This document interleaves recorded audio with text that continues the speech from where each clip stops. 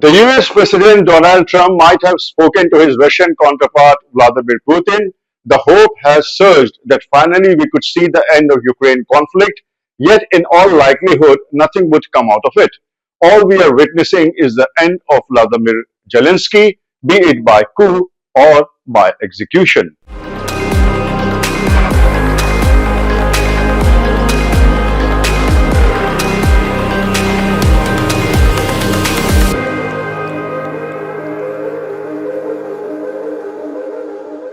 Welcome to yet another edition of Wise Heads. I am your host, Ashish Shukla. We all are aware that Trump has spoken to Putin. Two of Russia's major four demands have already been conceded, that Ukraine would not join NATO and that it would have to give up the territory already under Russia's control. Further, the US gives no security guarantee to Ukraine. Neither the US military nor NATO would take part in any peacekeeping mission in Ukraine. Any US deployment to Ukraine for the moment seems out of question. On the face of it, it should be music to the ears of Russians. But Trump couldn't have done anything otherwise. Russia already holds all aces in its hand vis-a-vis Ukraine, NATO, or the United States. Putin wants much more than what Trump seems to have conceded. Putin wants legal agreements and guarantees. Now, this would be very difficult. First, securing these guarantees is a long process. Two, why would Putin believe that the West would keep its promises? The Trump administration wants an immediate ceasefire along the current line of contact. For Russia, it is not sufficient. The other party didn't keep its word on Minsk I and Minsk II agreements. Who is to believe they would stay true to their word now? This is what the Russian readout to Trump-Putin telephonic call reads. Donald Trump spoke in favor of stopping the hostilities as soon as possible and solving the crisis peacefully. In turn, Vladimir Putin pointed out it was necessary to eliminate the root cause of the conflict. So Trump wants a ceasefire, Putin wants more. And that's what it is. Settling Ukraine is one thing, but another major element to conclude the war is a long-lasting, indivisible European security structure in which all European nations could feel safe and secure. Unless this structure is found and agreed upon, Russia will have to keep using military means to guarantee security for itself and its allies. Its special military operation is likely to continue until that objective is met. In late 2021, Russia had presented two papers to the US and NATO which suggested potential solutions, but discussions on it even didn't begin. It's unlikely if and when these discussions would now take place. It could be done in a hurry. There is no sign that Trump has recognized the larger issue involving this conflict.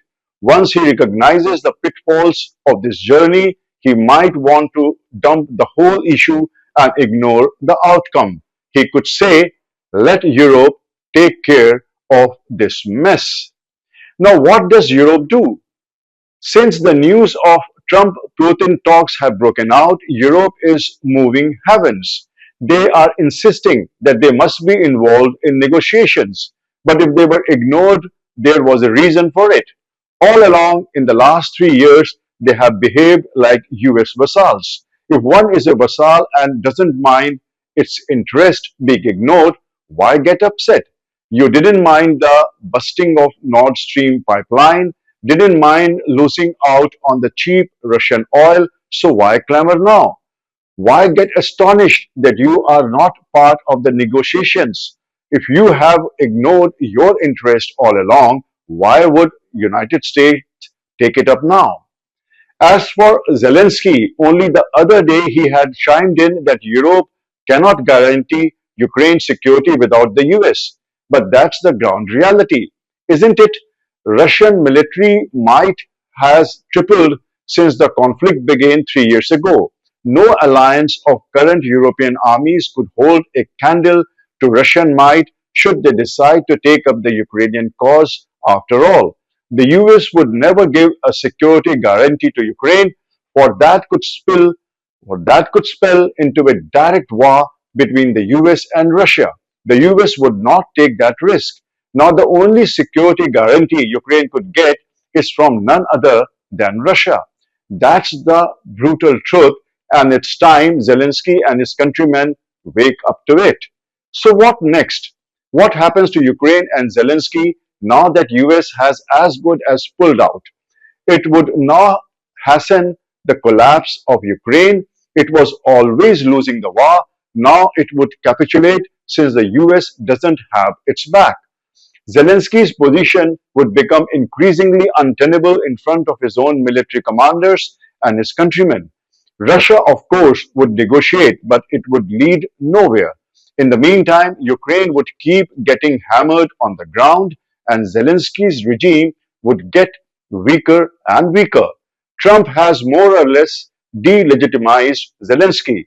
Now it's a referendum. Now, if a referendum was to take place in each oblast of Ukraine, the population would be all too keen to join Russia, then be open to be grabbed by all and sundry. For all we know, Odessa, Dnipro, and Kharkov could be thinking on these very lines. Ukraine's military could also now make a move. They know what is coming. The war front could change dramatically in next few days, if not weeks. One does feel sorry for Ukraine and its people, for they trusted the propaganda, trusted the big brotherly embrace of the United States, which all along was meant to use them as cannon fodder against Russia and not enable them against their bigger neighbor. Now the writing is on the wall. That's all in today's edition of Wise Heads. If you like the show, please press the like and subscription buttons. This is your host, Ashish Shukla, who now takes your leave and bids you goodbye and good luck.